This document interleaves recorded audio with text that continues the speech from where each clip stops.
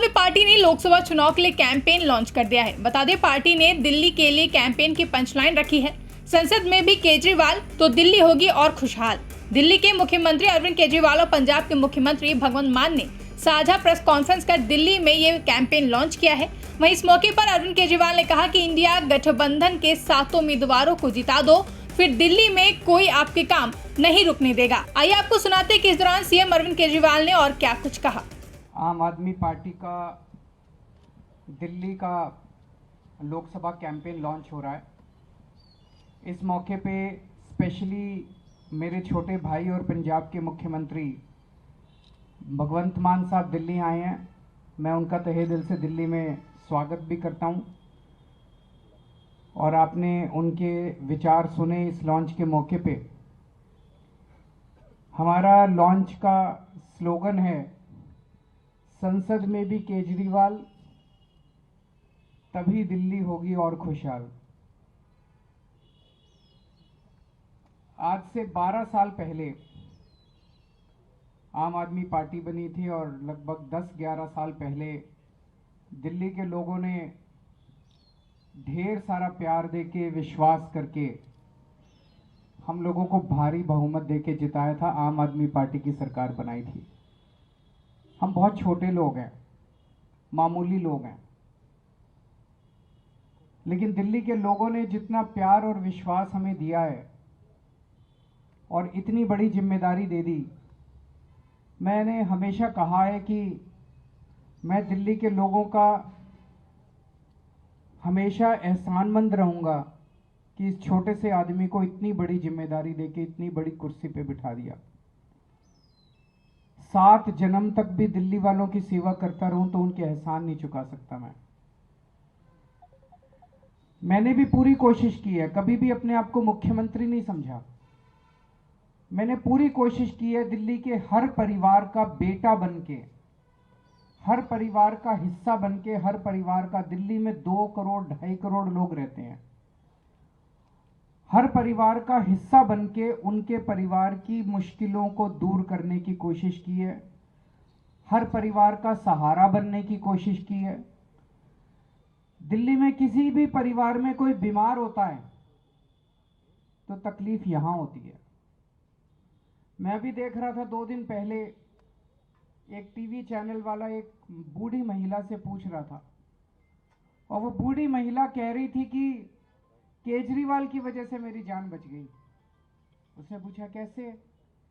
वो अम्मा बोली, मेरी बाईपास सर्जरी हुई है, 8 लाख रुपए का खर्चा था, मेरा बेटा 10-15 हजार रुपये महीना भी नहीं कमाता, वो तो नहीं भुगत सकता था। केजरीवाल के अस्पताल में मेरा सारा इलाज मुफ्त हो गया, 1 पैसा नहीं देना पड़ा। आज मैं जिंदा हूं तो केवल केजरीवाल की वजह से जिंदा हूं। मैं उस अम्मा को कहना चाहता हूं कि माँ, आपने हमें बहुत बड़ा आशीर्वाद दिया है। आज मैं जहां पे हूं आप ही की वजह से हूं। तो जो कुछ भी कर रहा हूं ये मेरा फर्ज है। हर दिल्ली वाले के परिवार को मैं किस तरह से मदद करूं, किस तरह से उनके परिवार की मुश्किलों को दूर करूं, ये मेरी कोशिश रहती है। दिल्ली के हर बच्चे को मेरी कोशिश है कि जैसी पढ़ाई मेरे बच्चों को मिली, जैसी अच्छी पढ़ाई मेरे बच्चों को मिली, इस देश ने मेरे बच्चों को अच्छी पढ़ाई दी, वैसी ही अच्छी पढ़ाई हर बच्चे को मिलनी चाहिए। मेरी कोशिश है कि जैसा इलाज मेरे को मिलता है जब मैं बीमार होता हूं, मेरे को भगवान ने बहुत कुछ दिया है, जैसा इलाज मेरे को मिलता है ऐसा इलाज मेरे दिल्ली के हर गरीब से गरीब आदमी को भी मिलना चाहिए।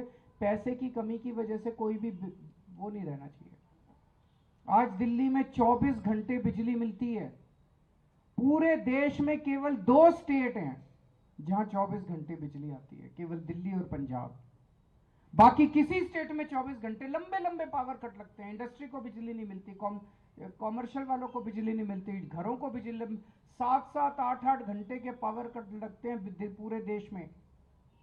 केवल दिल्ली और पंजाब में पूरी बिजली आती है। आज दिल्ली और पंजाब 2 स्टेट केवल ऐसे हैं जहां पे आपको फ्री बिजली मिलती है। बाकी पूरे देश में इतनी महंगी बिजली, कईयों की तो पूरी तनख्वाह निकल जाती है बिजली के बिल देने में। बहुत काम किए। ये जो पर्चा अभी लॉन्च किया, ये पर्चा अब घर घर बांटने जाएंगे हमारे कार्यकर्ता, इसमें सारे काम लिखे हैं। लेकिन जब मैं ये काम कर रहा था तो ये बीजेपी वाले, एलजी साहब और केंद्र सरकार आपके सारे काम रोकने की कोशिश करते हैं। हर काम जो मैं आपके लिए अच्छा करने की कोशिश करता हूं, हर काम ये लोग रोकने की कोशिश करते हैं। क्यों? ये लोग नफरत करते हैं आपसे।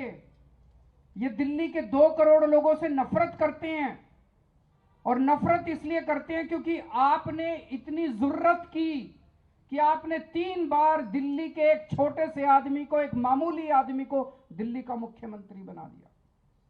ये आपका कसूर है। आप लोगों ने 3 बार एक मामूली आदमी को दिल्ली की कुर्सी पे क्यों बिठा दिया? इसलिए बीजेपी वाले, एलजी और केंद्र सरकार आपसे नफरत करते हैं, बदला निकाल रहे हैं वो। याद करो, आज से 6-7 साल पहले जब मैं दिल्ली के मोहल्ला क्लिनिक बना रहा था, उस समय एमसीडी के अंदर बीजेपी की सरकार थी। मेरे बने बनाए मोहल्ला क्लिनिक बुलडोजर भेज के इन्होंने तोड़ दिए दिल्ली के अंदर। सरकारी मोहल्ला क्लिनिक दिल्ली सरकार ने बनाए। एमसीडी में बीजेपी की सरकार थी, एमसीडी वालों ने बुलडोजर भेज के दिल्ली के मोहल्ला क्लिनिक तोड़ दिए। इतने गंदे लोग कौन हो सकते? जब मैं दिल्ली में जगह जगह सीसीटीवी कैमरे लगा रहा था, आज फक्र है हर दिल्ली वाले को।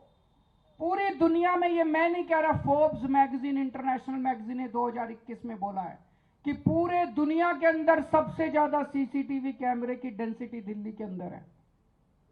5 साल के अंदर दिल्ली में सबसे ज्यादा सीसीटीवी कैमरे लगवा दिए हमने। जब मैं सीसीटीवी कैमरे मैंने लगाने चालू किए तो एलजी साहब ने फाइल रोक दी, मेरे को सीसीटीवी कैमरे नहीं लगाने दिए।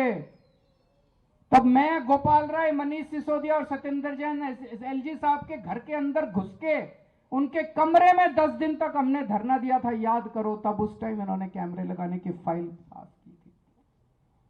हम घर घर राशन देना चाहते थे, इन्होंने राशन की फाइल रोक ली। पिछले साल 2 महीने तक दिल्ली के मोहल्ला क्लिनिक की बिजली काट दी इन लोगों ने। दिल्ली के मोहल्ला क्लिनिक के किराया रोक दिया इन लोगों ने।